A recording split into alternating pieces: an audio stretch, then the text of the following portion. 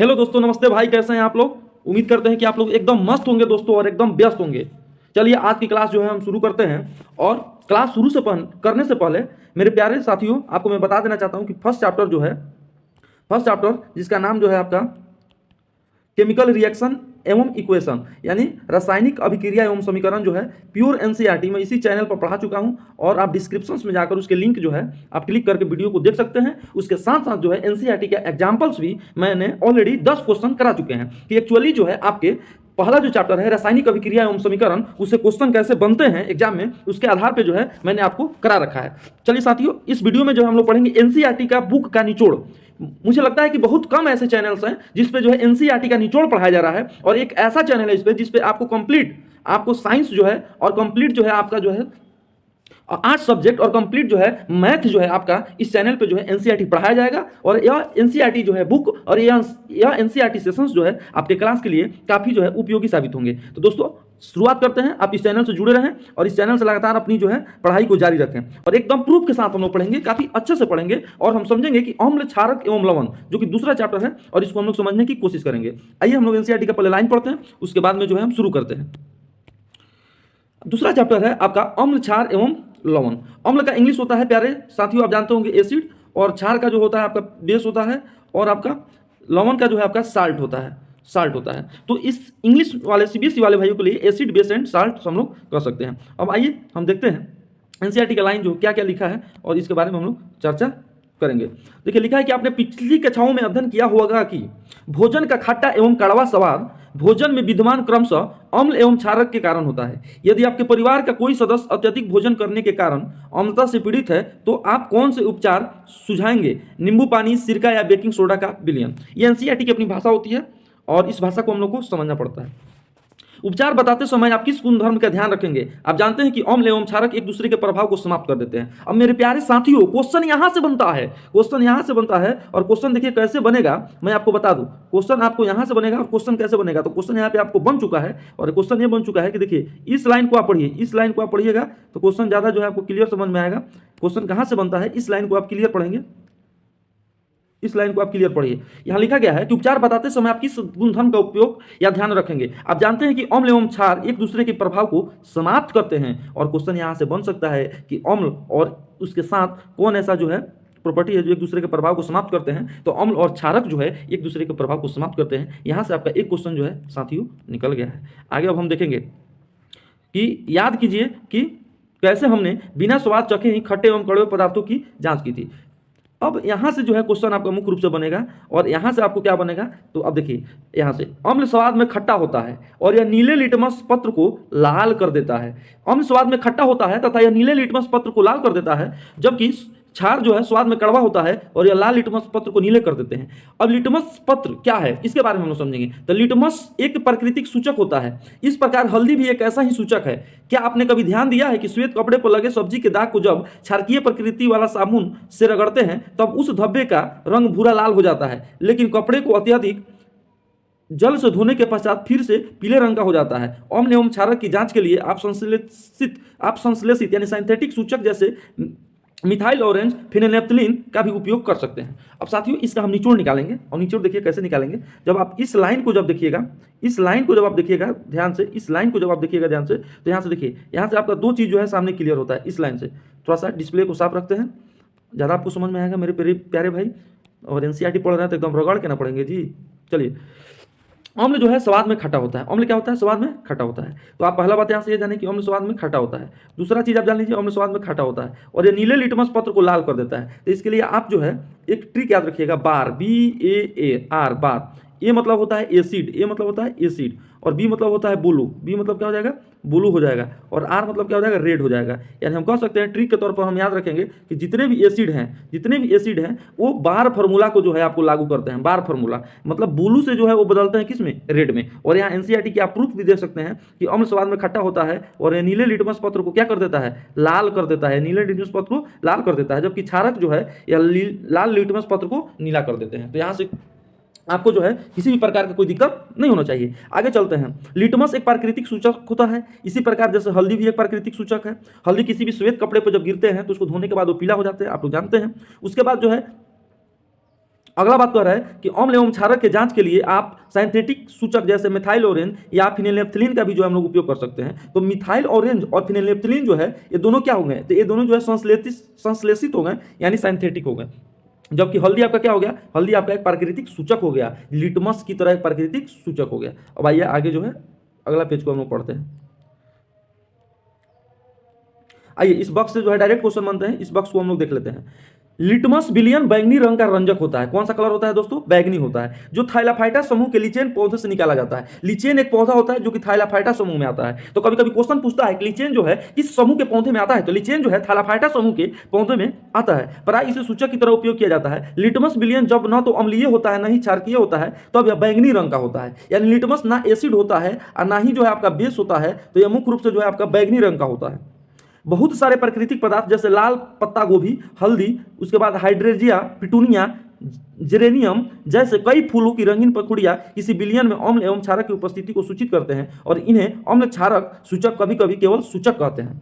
यानी हम कह सकते हैं कि जितने सारे एग्जाम्पल आप देखते हैं, आप जितने सारे एग्जाम्पल देखते हैं साथियों, इसको हम लोग कभी कभी सूचक भी कर सकते हैं। तो यहाँ से आप दोस्तों इस वाले लाइन को जो है दिमाग में आप रखिएगा, इस वाले लाइन को आप दिमाग में रखिएगा, यहाँ से ये वाला लाइन को आप दिमाग में रखिएगा यहाँ से, जिसमें आपका लाइन आ जाएगा, इसमें कौन आ जाएगा, कलर थोड़ा सा चेंज कर लेते हैं साथियों, ये आ जाएगा आपका लाल पत्ता गोभी, हल्दी, उसके बाद हाइड्रेजिया, पिटूनिया, जेरेनियम जैसे फूलों की रंगीन पखुड़ियाँ किसी विलयन के अम्ल क्षारक की उपस्थिति को सूचित करते हैं। यानी ये जो है आपका एसिड भी बताते हैं और ये आपका बेस भी बताते हैं। अब आपके दिमाग में आ रहा होगा कि क्वेश्चन कैसे बनेगा, तो क्वेश्चन बनेगा कि निम्न में से कौन अम्ल एवं क्षारक की उपस्थिति को सूचित करते हैं। 4 ऑप्शन रहेगा, लाल पत्ता गोभी, हल्दी, हाइड्रेजिया और एक निगेटिव ऑप्शन रहेगा, या ऑप्शन रहेगा पिटूनिया, जेरेनियम, हाइड्रेजिया, हल्दी, ऐसे करके आप जो है या एक से अधिक आप देख सकते हैं। तो ऐसे जो है यहाँ पे क्वेश्चन बनते हैं। चलिए अगला जो हमारा चैप्टर है वो अगला चैप्टर है आपका अम्ल एवं क्षारक के रासायनिक गुणधर्म को समझना। तो अम्ल एवं क्षारक के रासायनिक गुणधर्म को हम कैसे समझेंगे, तो अम्ल एवं क्षारक के रासायनिक गुणधर्म को हम लोग कैसे समझेंगे, इसके बारे में हम लोग जानेंगे। यानी एसिड और बेस का हम लोग को जो है केमिकल प्रॉपर्टीज के बारे में अभी हम लोग को चर्चा करना है, केमिकल प्रॉपर्टीज के बारे में, केमिकल प्रॉपर्टीज के बारे में। आइए हम इसको मुख्य रूप से देखते हैं। इस लाइन को पढ़िए, बहुत इंपॉर्टेंट लाइन है। एनसीईआरटी के एक एक लाइन अपने में जो है ना बहुत इंपॉर्टेंट होता है, हम इग्नोर नहीं कर सकते हैं, यही सबसे बड़ा जो है इसका महत्व है। रंग में परिवर्तन के दौरान यह सूचक हमें बताते हैं कि कोई पदार्थ अम्ल है या क्षारक। यानी हम रंग से भी जो है, कलर से भी हम पता कर सकते हैं कि कोई पदार्थ जो है आपका एसिड है या बेस है, एसिड है या आपका बेस है, पता कर सकते हैं। उसके बाद कह रहा है कि आपका कह रहा है कि कुछ ऐसे पदार्थ होते हैं जिनको गंध अम्लीय या क्षारकीय माध्यम से भी भिन्न हो जाती है, इन्हें गंधीय सूचक कहते हैं। यानी कुछ ऐसे पदार्थ होते हैं जिसको हम लोग जो है स्मेल करके, यानी उसका गंध से जो है हम लोग पता कर सकते हैं कि ये पदार्थ जो है अम्ल है या पदार्थ जो है क्षार है। आइए हम अगला जो है एनसीईआरटी का लाइन पढ़ते हैं।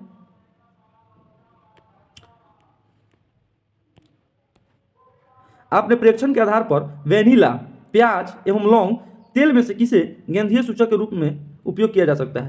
अम्ल एवं क्षारक रासायनिक गुणधर्म को समझने के लिए आइए कुछ क्रियाकलाप को हम लोग करते हैं, और ये मुख्य रूप से ये क्रियाकलाप 2.3 है, और एक क्रियाकलाप में हमें क्या करना है इसके बारे में हम लोग थोड़ा सा पढ़ लेते हैं, क्योंकि एनसीईआरटी का बात है तो एनसीईआरटी का लाइन अपने आप में वैल्यूएबल होता है। एक प्रणाली में लगभग 5 ml तनु सल्फ्यूरिक अम्ल लीजिए और इसे दानेदार जिंक के टुकड़े डाल दीजिए। दानेदार जिंक के टुकड़े की सतह पर आप क्या देखते हैं, उत्सर्जित गैस की साबुन के विलयन से प्रभावित कीजिए और साबुन के विलयन में बुलबुले क्यों बनते हैं। जलती हुई मोमबत्ती गैस के बुलबुले के पास ले जाइए, आप क्या प्रेक्षण करते हैं। कुछ अन्य अम्ल जैसे HCl, HNO3, CH3, COOH, इसको हम लोग जो है एसेटिक एसिड दोस्तों बोलते हैं, एसेटिक एसिड बोलते हैं। एसेटिक एसिड का फॉर्मूला होता है CH3 COOH। उसके बाद HNO3 जो कि यहाँ दिया गया है, इसको हम लोग बोलते हैं नाइट्रिक एसिड। नाइट्रिक याद रखिएगा दोस्तों, नाइट्रिक एसिड बोलते हैं। HCl को आपको पता ही है हाइड्रोक्लोरिक एसिड बोलते हैं, हाइड्रोक्लोरिक एसिड बोलते हैं, ठीक है। तो इन सारे को लेकर जो है साथ या क्रियाकलाप को दोहराइए और प्रेक्षण कीजिए। चलिए अब आगे देखते हैं। मुख्य रूप से इस फिगर से जो है क्वेश्चन जो है बनता है, और इसीलिए इस फिगर को जो है हम लोग जो है एकदम दिमाग में रखेंगे, और क्वेश्चन कैसे बनता है इस फिगर से इसको हम लोग समझने की कोशिश करेंगे। ये हमारा फिगर हो गया। अब देखते हैं कि इस पर क्वेश्चन कैसे बनता है। आइए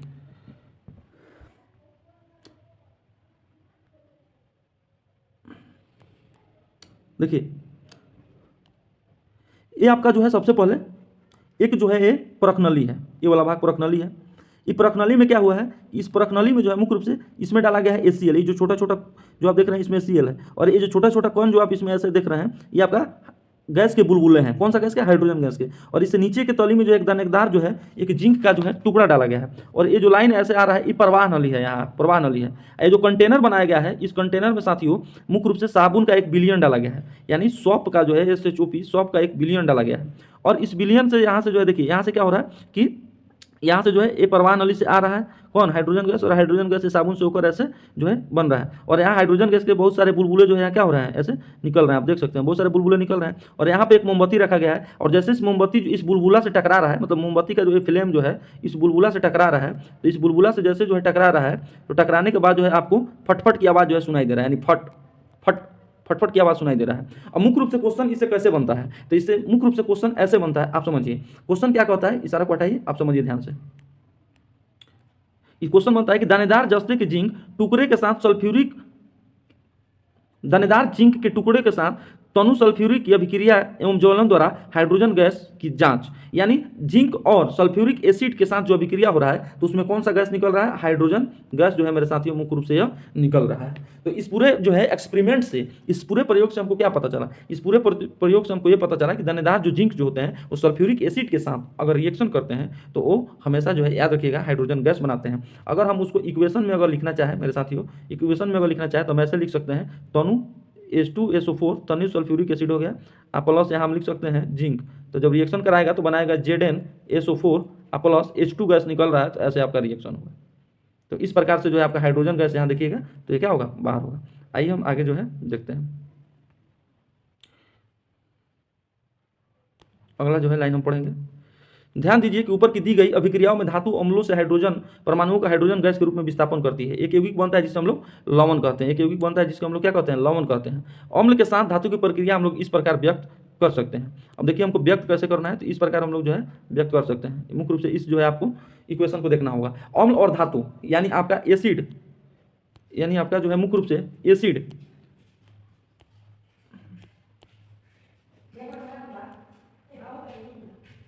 मुख्य रूप से आपका एसिड और प्लस मेटल, धातु यानी मेटल। मेटल के बारे में मैं कुछ बता दूं, जिसमें जो है मेटल में जिसमें ध्वनि होता हो, जो विद्युत का सुचालक हो, जो उष्मा का सुचालक हो, जो आघात वर्धन हो, जो तन्य हो, उसको हम लोग जो है मुख्य रूप से मेटल कहते हैं। तो जब भी अम्ल को धातु के साथ जो है रिएक्शन होगा तो मुख्य रूप से आप याद रखिएगा, मुख्य रूप से जो है मेरे भाई आप याद रखिएगा, यहाँ जो आपका क्या बनेगा? लवण बनेगा और हाइड्रोजन गैस बनेगा, लवण बनेगा और हाइड्रोजन गैस बनेगा। तो इसीलिए जो है जब भी एसिड और मेटल आपस में रिएक्शन करते हैं तो साल्ट और प्लस H2 जो है आपका गैस बनाते हैं, H2 गैस बनाते हैं। इस जो है रिएक्शन को आप लोग याद रखिएगा। आइए जो है एक रिएक्शन जो है एनसीईआरटी का दिया गया है, और एनसीईआरटी का रिएक्शन फिर से एक बार बोलिए मेरे साथ, अपने आप में क्या होते हैं? तो वैल्यूएबल होते हैं। अब आइए एक रिएक्शन को हम लोग देखते हैं। इस रिएक्शन को आप ध्यान से देखिए, और इस रिएक्शन को आप ध्यान से देखिए, देखिए 2NaOH, इसको हम लोग बोलते हैं sodium hydroxide, sodium hydroxide, sodium hydroxide. अब सोडियम हाइड्रोक्साइड जो है वो अभिक्रिया कर रहा है किससे? जिंक से।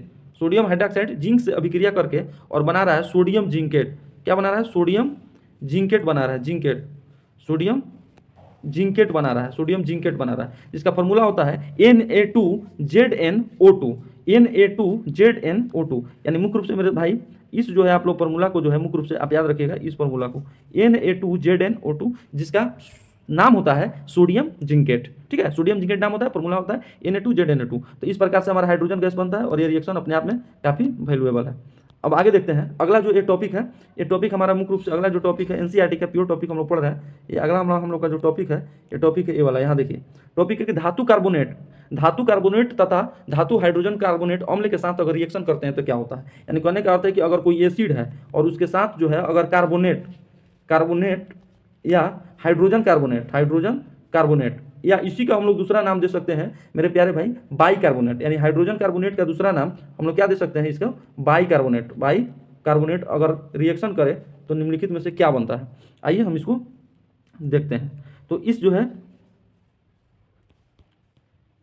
रिएक्शन से आप देख सकते हैं, यहाँ ये दोनों रिएक्शन से हम आपको समझा सकते हैं एकदम आसानी से।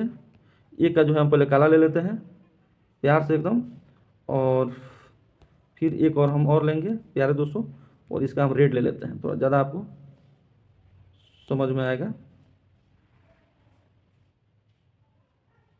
अब देखिए पेंसिल हम अपना कर लेते हैं प्यारे भाई, इसमें ये वाला, चलिए अब यहाँ Na2CO3, Na2CO3, पहले इसको हम लोग जान लेते हैं क्या है। इसको हम लोग पढ़ते हैं सोडियम कार्बोनेट, इसको हम लोग क्या पढ़ते हैं, सोडियम कार्बोनेट, सोडियम कार्बोनेट पढ़ते हैं, इसको हम लोग सोडियम कार्बोनेट पढ़ते हैं। अगर आपका NaHCO3 है तो इसको हम लोग पढ़ते हैं सोडियम बाइकार्बोनेट, क्या पढ़ते हैं, सोडियम बाइकार्बोनेट पढ़ते हैं। अब देखिए, अब एक बार जो है आपको एसिड को कार्बोनेट से रिएक्शन करा रहे हैं और एक बार एसिड को जो है आपको बाइकार्बोनेट से रिएक्शन करा रहे हैं। आप देख रहे हैं प्रोडक्ट क्या बन रहा है, उत्पाद क्या बन रहा है। तो जब कोई भी एसिड मुख्य रूप से अगर आपका सोडियम कार्बोनेट से जो है रिएक्शन कर रहा है तो आपको मुख्य रूप से बनाता है क्या, साल्ट। यहाँ ध्यान से देखिए, मुख्य रूप से आपको बनाएगा साल्ट, SaLt साल्ट, उसके साथ जो है बनाएगा जल और उसके साथ बनाएगा CO2 यानी कार्बन डाइऑक्साइड। यानी हम कह सकते हैं कि जब कोई भी एसिड से कार्बोनेट का जब रिएक्शन होगा तो हमेशा जो है साल्ट, जल और कार्बन डाइऑक्साइड बनाएगा। सेम उसी प्रकार हम ये भी कह सकते हैं कि अगर हम लोग बाइकार्बोनेट से भी अगर हम एसिड से जो है रिएक्शन करें तो वो भी जो है नमक NaCl, कॉमन साल्ट, साधारण नमक और जल और फिर जो है कार्बन डाइऑक्साइड बनाते हैं। तो इस अभिक्रिया से हम लोग इतना ही समझे कि अगर वो कार्बोनेट हो या अगर बाइकार्बोनेट हो, अगर एसिड के साथ रिएक्शन होगा तो हमेशा जो है आपका बनेगा, वो आपका क्या बनेगा, NaCl, हमेशा आपका बनेगा NaCl, हमेशा आपका बनेगा NaCl और जल और कार्बन डाइऑक्साइड गैस। चलिए दोस्तों आगे बढ़ते हैं, एकदम प्यार से आगे बढ़ते बढ़ते हम लोग जो है एक एक चीज़ को जो है समझेंगे। एनसीईआरटी की एक एक लाइन को हम लोग पढ़ रहे हैं और इतना डेप्थ पढ़ रहे हैं कि एक भी क्वेश्चन आपको जो है एनसीईआरटी से हूबहू छूटने वाला नहीं है। आप किसी भी एग्जाम की तैयारी कर रहे हो इस चीज़ को आप दिमाग में रखिएगा कि आपको जो एक भी क्वेश्चन छूटने वाला नहीं है। चलिए ये दोनों हम लोग रिएक्शन को समझने की कोशिश करते हैं। उत्पादित कार्बन डाइऑक्साइड गैस के चूने के प्रवाहित, फिर से पढ़ लेते हैं, उत्पादित कार्बन डाइऑक्साइड गैस को चूने के पानी से प्रवाहित करने पर, यानी कहने का अर्थ हो रहा है, आप ऐसा समझिए कि कार्बन डाइऑक्साइड को अगर चूने के पानी से प्रवाहित कर रहे हैं तो क्या होगा। तो जब भी जो है चूने का पानी, जिसको हम लोग कैल्शियम हाइड्रोक्साइड बोलते हैं, ये जो आपका नाम है मुख्य रूप से क्या है, यानी हम लोग CaOH का होल 2 को हम लोग क्या बोल सकते हैं, तो हम लोग बोल सकते हैं कैल्शियम हाइड्रोक्साइड, कैल्शियम हाइड्रोक्साइड यानी कैल्शियम हाइड्रोक्साइड। तो कैल्शियम हाइड्रोक्साइड जो है मुख्य रूप से मेरे प्यारे भाई, सॉरी थोड़ा सा डिस्प्ले कट गया था। तो कैल्शियम हाइड्रोक्साइड जो है मुख्य रूप से आप ध्यान दीजिए, कैल्शियम हाइड्रोक्साइड जो है आपका मुख्य रूप से जो है जब कार्बन डाइऑक्साइड के साथ रिएक्शन करता है तो ये बनाता है CaCO3 यानी कैल्शियम कार्बोनेट, जो कि पिछले क्लास में बता चुके थे। कैल्शियम कार्बोनेट को हम लोग जो है संगमरमर के नाम से हम लोग जानते हैं, कैल्शियम कार्बोनेट को संगमरमर के नाम से हम लोग जानते हैं। तो कैल्शियम कार्बोनेट बनाएगा। दूसरा चीज़ जो है आपका क्या बनाएगा, दूसरा चीज़ आपका H2O बनाएगा, H2 यानी जल बनाएगा। और इसमें क्वेश्चन यहाँ से ये बनता है कि जब चूने के पानी को कार्बन डाइऑक्साइड गैस से गुजारा जाता है तो निम्न में से क्या बनता है। तो पहला हो जाएगा आपका आंसर CaCO3 कैल्शियम कार्बोनेट बनता है। क्या बनता है, कैल्शियम कार्बोनेट बनता है, कैल्शियम कार्बोनेट बनता है। दूसरा हमारा क्वेश्चन क्या हो सकता है कि वो कैसा अवक्षेप रहता है, तो वो जो है व्हाइट कलर का उजला जो है अवक्षेप रहता है। तीसरा क्वेश्चन क्या हो जाएगा कि क्या उसके साथ जल भी बनता है, तो बिल्कुल जो है आपका जल बनता है, यानी बिल्कुल जो है आपका वाटर बनता है, जल बनता है। दूसरा क्वेश्चन हो जाएगा कि क्या CaCO3 जो बनता है वो सॉलिड होता है लिक्विड होता है, तो सॉलिड होता है यानी ठोस होता है। पहला से हम लोग समझ गए। दूसरा से हम लोग यह देखते हैं, अत्यधिक मात्रा में कार्बन डाइऑक्साइड प्रवाहित करने पर निम्न अभिक्रिया होती है। यानी जब कार्बन डाइऑक्साइड की मात्रा जो हम लोग और बढ़ा देंगे, ज़्यादा से ज़्यादा जब मात्रा इसका कर देंगे तो क्या बनेगा, तो ये बनेगा जल में विलयशील हो जाएगा और ये बनेगा CaHCO3 का होल ट्वाइस, यानी CaHCO3 का होल ट्वाइस। ये जो है आपका बनेगा जो कि मुख्य रूप से जल में क्या हो जाएगा, जल में विलयशील। चलिए हम लोग अगला पेज को देखते हैं। ये आप इस रिएक्शन को आप लोग याद रखिएगा, ये रिएक्शन जो है पूछ सकता है और डायरेक्ट बहु जो है आपको ये ऑप्शन भी देखने को मिल जाएगा। इसलिए इस रिएक्शन को आप याद रखिएगा कि जब भी जो है याद रखिएगा कार्बन डाइऑक्साइड की मात्रा जो अगर अधिक कर दिया जाएगा तो हमेशा याद रखिएगा क्या होगा, तो जल में विलयशील पदार्थ बनेगा और उसका फॉर्मूला जो है इस मुख्य रूप से इस फॉर्मूला को जो है आप लोग याद रखिएगा, ये वाला फॉर्मूला को। तो यहाँ से क्वेश्चन जो है आपको डायरेक्ट एनसीईआरटी में बन सकते हैं और ये आपका इंपॉर्टेंट है, तो इसको आप लोग दिमाग में रखेंगे। चलिए आगे हम देखते हैं, अगला लाइन पढ़िए क्या लिखा हुआ। अगला लाइन लिखा हुआ है कि चूना पत्थर, जिसको हम लोग लाइन स्टोन बोलते हैं, कड़िया, चौक और संगमरमर, कैल्शियम कार्बोनेट, जिसको हम लोग CaCO3 बोलते हैं, ये विविध रूप हैं। सभी धातु कार्बोनेट एवं हाइड्रोजन कार्बोनेट अम्ल के साथ अभिक्रिया करके लवण, कार्बन डाइऑक्साइड एवं जल बनाते हैं, जो कि पिछले रिएक्शन में हम बता चुके हैं। अगर यहाँ भी आपको इस चीज़ को समझना है तो मेरे प्यारे भाई इस जो है रिएक्शन को आप लोग ध्यान से देख लीजिए। वो धातु का कार्बोनेट हो या बाइकार्बोनेट हो, अगर हमेशा अम्ल के साथ रिएक्शन कराइएगा तो मुख्य रूप से आपका जो है लवण बनेंगे, कार्बन डाइऑक्साइड बनेंगे और जल बनेगा।